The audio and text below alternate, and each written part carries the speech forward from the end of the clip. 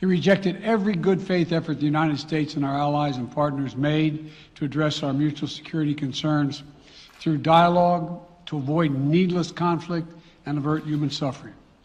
For weeks, we have been warning that this would happen. And now it's unfolding largely as we predicted. In the past week, we've seen shelling increase in the Donbass, a region in eastern Ukraine controlled by Russian-backed separatists. The Russian government has perpetrated cyber attacks against Ukraine. We saw a staged political theater in Moscow, outlandish and baseless claims that Ukraine was about to invade and launch a war against Russia, that Ukraine was prepared to use chemical weapons, that Ukraine committed a genocide. Without any evidence, we saw a flagrant violation of international law in attempting to unilaterally create two new so-called republics on sovereign Ukrainian territory. And at the very moment that the United Nations Security Council was meeting to stand up for Ukraine's sovereignty, to stave off invasion, Putin declared his war. Within moments, missile strikes began to fall on historic cities across Ukraine. Then came the air raids, followed by tanks and troops rolling in. We've been transparent with the world. We've shared declassified evidence about Russia's plans and cyber attacks and false pretexts so that there could be no confusion or cover-up about what Putin was doing. Putin is the aggressor. Putin chose this war, and now he and his country will bear the consequences. Today, I'm authorizing additional strong sanctions and new limitations on what can be exported to Russia. This is going to impose severe cost on the Russian economy, both immediately and over time. We have purposely designed these sanctions to maximize the long-term impact on Russia and to minimize the impact on the United States and our allies. I want to be clear, the United States is not doing this alone. For months, we've been building a coalition of partners representing well more than half the global economy. 27 members of the European Union, including France, Germany, Italy, as well as the United Kingdom, Canada, Japan, Australia, New Zealand, and many others, to amplify the joint impact of our response. I just spoke with the G7 leaders this morning, and we're in full and total agreement. We will limit Russia's ability to do business in dollars, euros, pounds, and yen to be part of the global economy. We'll limit their ability to do that. We're going to stunt the ability to finance and grow the Russian military. We're going to impose and we're going to impair their ability to compete in high-tech 21st century economy. We've already seen the impact of our actions on Russia's currency and the ruble, which early today hit its weakest level ever in history. The Russia stock market plunged today. The Russian government borrowing rate spiked by over 15%. In today's actions, we've now sanctioned Russian banks that together hold around $1 trillion in assets. We've cut off Russia's largest bank, a bank that holds more than 1/3 of Russia's banking assets by itself, cut it off from the U.S. financial system. And today, we're also blocking 4 more major banks. That means every asset they have in America will be frozen. This includes VTB, the second largest bank in Russia, which has $250 billion in assets. As promised, we're also adding the names to the list of Russian elites and their family members that we're sanctioning as well.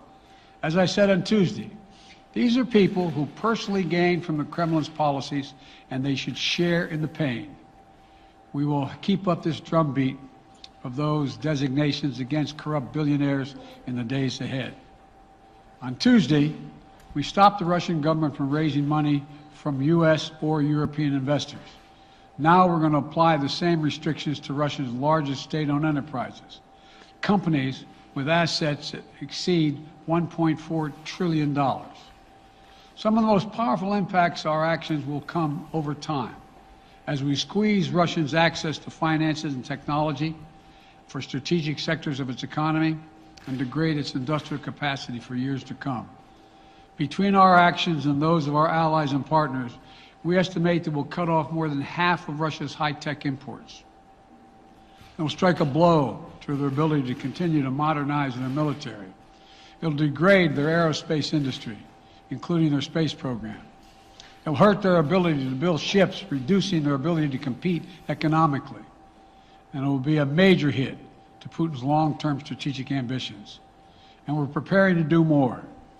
In addition to the economic penalties we're imposing, we're also taking steps to defend our NATO allies, particularly in the East. Tomorrow, NATO will convene a summit. We'll be there to bring together the leaders of 30 allied nations and close partners to affirm our solidarity and to map out the next steps we will take to further strengthen all aspects of our NATO alliance. Although we provided over $650 million in defensive assistance to Ukraine just this last year, let me say it again. Our forces are not and will not be engaged in the conflict with Russia in Ukraine. Our forces are not going to Europe to fight in Ukraine, but to defend our NATO allies and reassure those allies in the East. As I made crystal clear, the United States will defend every inch of NATO territory with the full force of American power. And the good news is, NATO is more united and more determined than ever. There is no doubt that the United States and every NATO ally will meet our Article 5 commitments, which says that an attack on one is an attack on all. Over the past few weeks, I ordered thousands of additional forces to Germany and Poland as part of our commitment to NATO. On Tuesday, in response to Russia's aggressive action, including its troop presence in Belarus and the Black Sea, I've authorized the deployment of ground and air forces already stationed in Europe to NATO's eastern flank allies, Estonia, Latvia, Lithuania, Poland, and Romania. Our allies have also been stepping up, adding the other allies, the rest of NATO, adding their own forces and capabilities to ensure collective defense. And today, within hours of Russia's unleashing its assault, NATO came together and authorized and activated an activation of response plans. This will enable NATO's high readiness forces to deploy and when and where they are needed to protect our NATO allies on the eastern boundaries of Europe. And now I'm authorizing additional U.S. force capabilities to deploy to Germany as part of NATO's response, including some of the U.S.-based forces that the Department of Defense placed on standby weeks ago.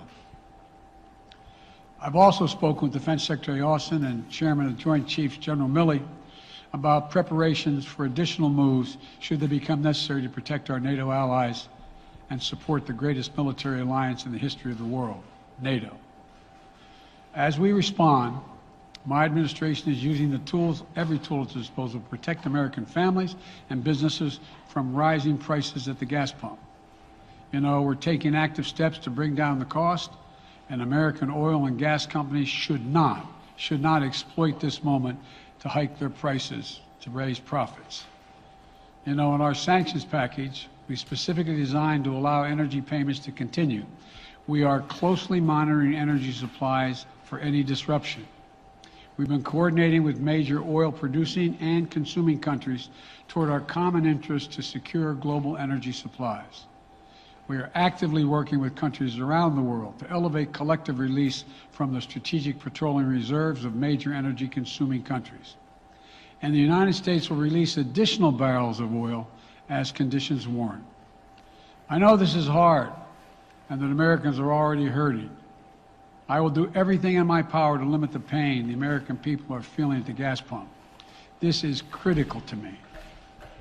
But this aggression cannot go unanswered. If it did, the consequences for America would be much worse. America stands up to bullies. We stand up for freedom. This is who we are. Let me also repeat the warning I made last week. If Russia pursues cyber attacks against our companies, our critical infrastructure, we are prepared to respond. For months, we've been working closely with the private sector to harden our cyber defenses, sharpen our ability to respond to Russian cyber attacks as well. I spoke last night to President Zelensky of Ukraine, and I assured him that the United States, together with our allies and partners in Europe, will support the Ukrainian people as they defend their country. We'll provide humanitarian relief to ease their suffering. And in the early days of this conflict, Russian propaganda outlets will keep trying to hide the truth and claim success for its military operation against a made-up threat. But history has shown, time and again, how swift gains in territory, acts of mass and strategic dead ends. The next few weeks and months will be hard on the people of Ukraine. Putin has unleashed a great pain on them, but the Ukrainian people have known 30 years of independence. They have repeatedly shown that they will not tolerate anyone who tries to take their country backwards. This is a dangerous moment for all of Europe, for the freedom around the world. Putin has committed an assault on the very principles that uphold the global peace. But now, the entire world sees clearly what Putin and his Kremlin allies are really all about. This was never about a genuine security concerns on their part. It was always about naked aggression, about Putin's desire for empire by any means necessary, by bullying Russia's neighbors through coercion and corruption, by changing borders by force, and ultimately by choosing a war without a cause. Putin's actions betray his sinister vision for the future of our world, one where nations take what they want by force. But it is a vision that the United States and freedom every tool of our allies and partners will emerge from this stronger, more united, more determined, and more purposeful. And Putin's aggression against Ukraine will end up costing Russia dearly, economically and strategically. We will make sure of that. Putin will be a pariah on the international stage. Any nation that countenances Russia's naked aggression against Ukraine will be stained by association. When the history of this era is written, Putin's choice to make a totally unjustifiable war on Ukraine will have left Russia weaker and the rest of the world stronger. Liberty, democracy, human dignity, these are the forces far more powerful than fear and oppression. They cannot be extinguished by tyrants like Putin and his armies. They cannot be erased by from people's hearts and hopes by any amount of violence and intimidation. They endure. In the contest between democracy and autocracy, between sovereignty and subjugation, make no mistake, freedom will prevail. God bless the people of a free and democratic Ukraine, and may God protect our troops. Mr. President. Associated Press, Zeke. So do you have any plans to speak with President Putin at this point? And what interactions have you had with the Russian government? I heard the first part. Do I have any plans to speak with Putin at this point, and what? What communications have you had with the Kremlin as far as military operations in Ukraine and making sure this does not spiral into a larger conflict? Well, it's a large conflict already. The way we're going to ensure it's not going to aspire to a larger conflict is by providing all the forces needed in the Eastern European nations that are members of NATO. NATO is more united than it's ever been, and I have no plans to talk with Putin. Wall Street Journal, Tarina. Mr. President, you didn't mention SWIFT in your sanctions that you announced. Is there a reason why the U.S. Isn't doing that? Is there a disagreement among allies regarding SWIFT and whether Russia should be allowed to be a part of it? The sanctions that we've proposed on all their banks have of equal consequence, maybe more consequence than SWIFT, number one. Number two, it is always an option, but right now that's not the position that the rest of Europe wishes to take. Cecilia Vega, ABC. Sir, sanctions clearly have not been enough to deter Vladimir Putin to this point. What is going to stop him? How and when does this end? And do you see him trying to go beyond Ukraine And a second question I'll just give to you now. This statement that he gave last night, the threat that he gave, the West will face consequences greater than any you have faced in history. Is he threatening a nuclear strike? I have no idea what he's threatening. I know what he has done, number one. And number two, no one expected the sanctions to prevent anything from happening. It has to show, this is going to take time, and we have to show resolve so he knows what's coming. And so the people of Russia know what he's brought on them. That's what this is all about. This is going to take time. It's not going to occur. He's going to say, oh my God, these sanctions are coming, I'm going to stand down. He's going to test the resolve of the West to see if we stay together, and we will. We will, and it will impose significant costs on him. Will he go beyond Ukraine, sir? Do you see him going? Yes. Thank you. All right, two topics, just really quick. First, markets are down and gas prices are up. I know you always stress the difference between Wall Street and Main Street, but everybody seems to be in for some economic pain. How economically painful is it going to get for people in this country? And I do have one more question. First of all, there's no doubt that when a major nuclear power attacks and invades another country, that the world is going to respond, and markets can respond all over the world. So there's no doubt about that, number one. Number two, the notion that this is going to last for a long time is highly unlikely as long as we continue to stay resolved in imposing the sanctions we're going to impose on Russia, period. What's your next question? I'm sorry. The next question is, did you underestimate Putin, and would you still describe him the way that you did in the summer as a worthy adversary? At the time, he was, I made it clear, as an adversary, and I said he was worthy. I didn't underestimate him. And I've read most of everything he's written. Did you read I shouldn't, I'm not a wise guy. You heard the speech he made, almost an hour's worth of speeches, why he was going into Ukraine. He has much larger ambitions in Ukraine. He wants to, in fact, reestablish the former Soviet Union. That's what this is about. And I think that his ambitions are completely contrary to the place where the rest of the world has arrived. And with his ambitions, you're confident that these devastating sanctions are going to be as devastating as Russian missiles and bullets and tanks? Yes, Russian bullets, missiles, and tanks in Ukraine. Yes, I am.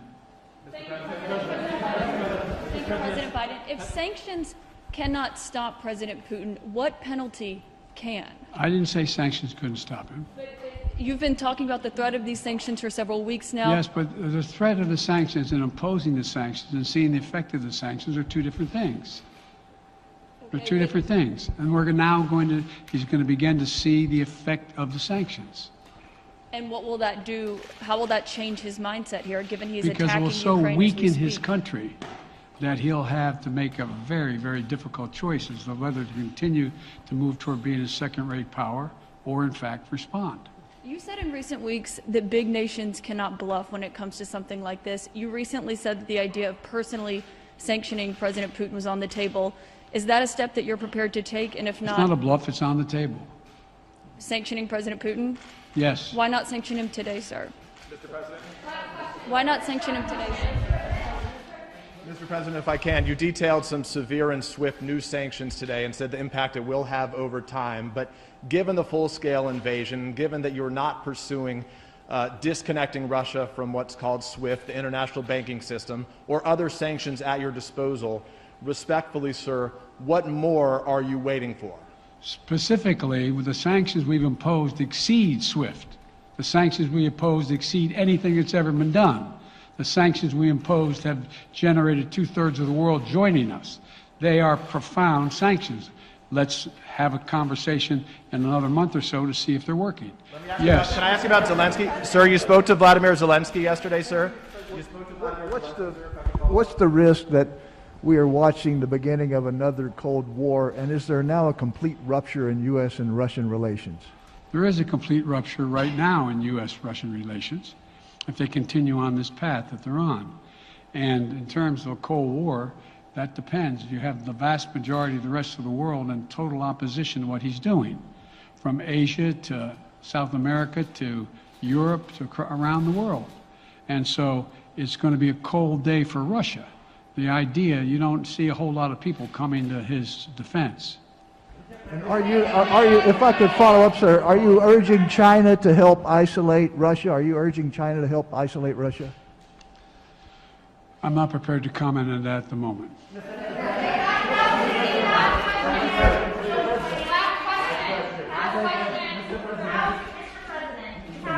No. Yeah. No. He's had his hand up a long time. Thank you, Mr. President. How concerned are you that Putin wants to go beyond Ukraine into other countries, and the U.S. will have to get involved if he moves into NATO countries? Well, if he did move into NATO countries, he will be involved. We will be involved. The only thing that I'm convinced of is if we don't stop now, he'll be emboldened. If we don't move against him now with these significant sanctions, he will be emboldened. And Look, you know, well, anyway. Can you talk anything more about your conversation? Mr. President,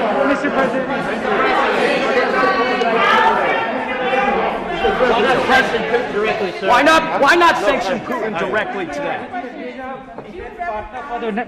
I'm sorry, I can't hear you. Sir, India, which is a major defense partner of the United States, is India fully with you on the issue of Ukraine and Russia? Does the Defense Department of the United States... Sir, India is one of your major defense partners. Is India fully in sync with the United States on Russia? We're in consultation with India today. We haven't resolved that completely. One more question. Okay, thank you all very much. Thank you.